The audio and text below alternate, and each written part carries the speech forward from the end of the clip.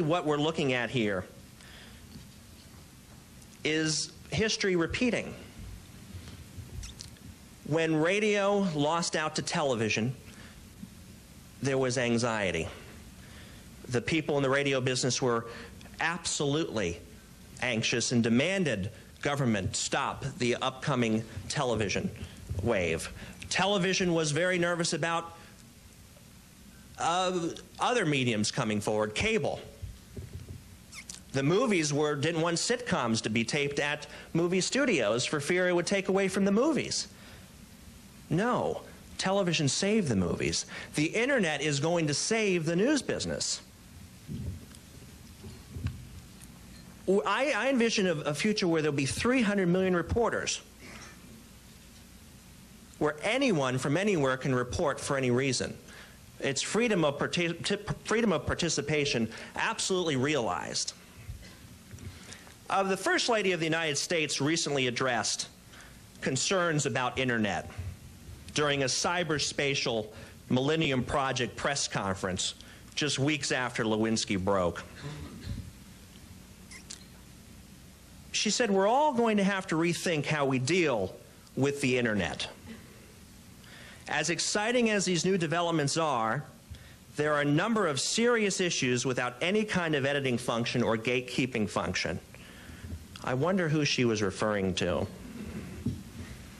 Mrs. Clinton continued, anytime an individual leaps so far ahead of that balance and throws a system, whatever it might be, political, economic, technological, out of balance, you got a problem. It can lead to all kinds of bad outcomes, which we have seen historically. Would she have said the same thing about Ben Franklin, or Thomas Edison, or Henry Ford, or Einstein? They all leapt so far ahead out that they shook the balance. No, I say to these people, faster, not slower.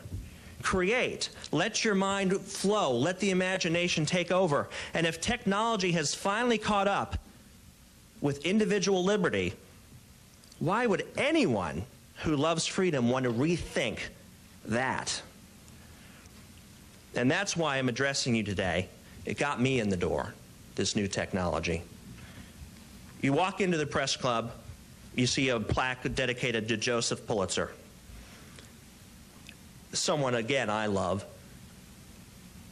Our republic and its press will rise or fall together.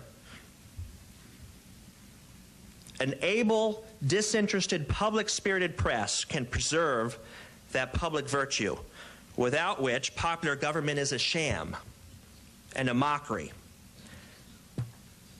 The power to mold the future of the republic will be in the hands of the journalists of the future generations. And if Pulitzer were alive today, in this time, he would add using future mediums. I was walking the streets of Washington, the streets I grew up in, last night. Found myself in front of the Washington Post building again, looking up. This time not longingly. This time I laughed. And let the future begin.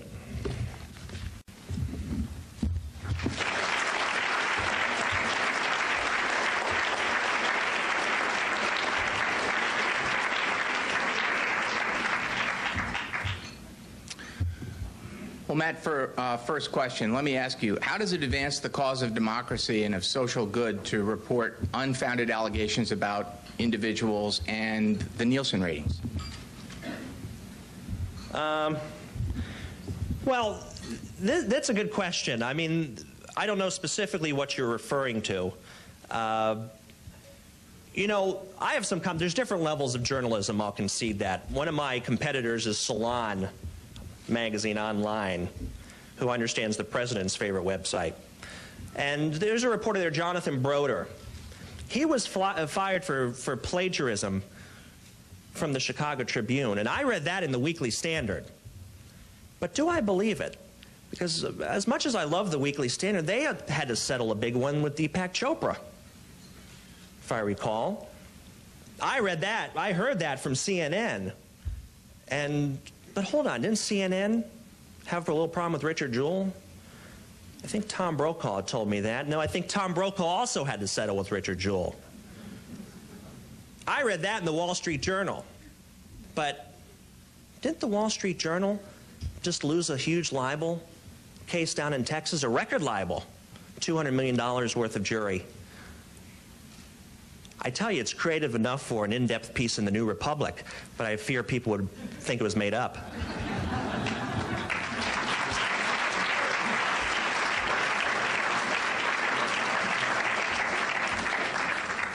Well, Matt, I wonder if you would define the difference between gossip and news then, please. Well, all truths begin as hearsay, as far as I'm concerned. And some of the best news stories start in gossip. Monica Lewinsky certainly was gossip in the beginning. I had heard it months before I printed it. Couldn't really check it out.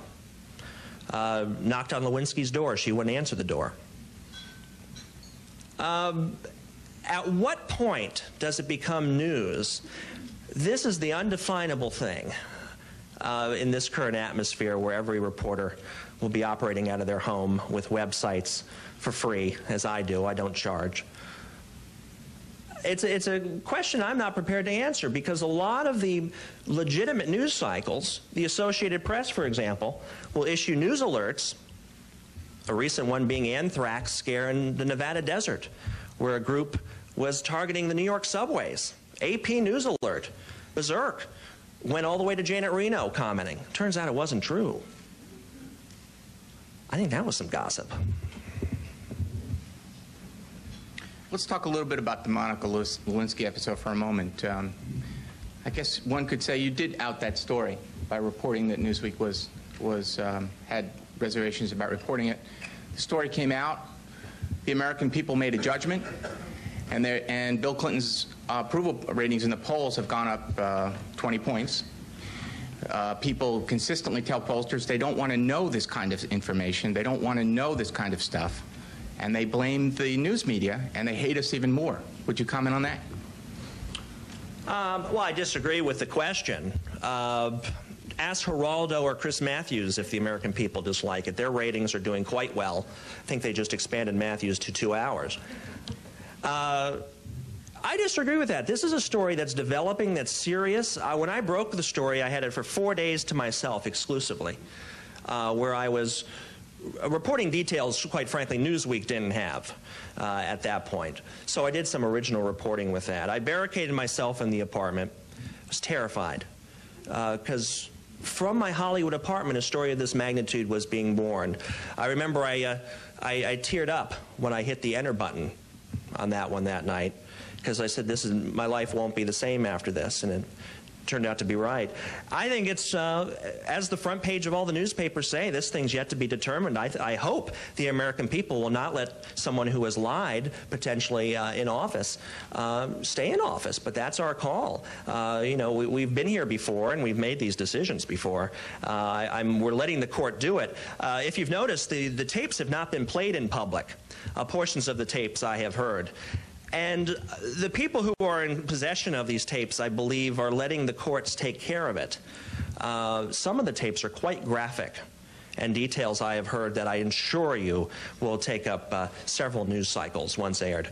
So I'm not convinced this thing is DOA or the American people have dismissed it as private life.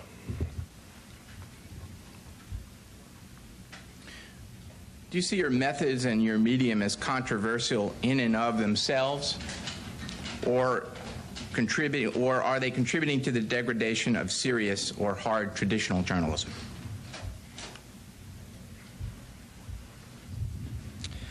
Well, you know, the editor of Civilization magazine, Adam Goodhart, wrote a great op-ed in the New York Times talking about, is this really something new? This type of fast reporting, this competitive. I'm very competitive. I'm part of the headline generation.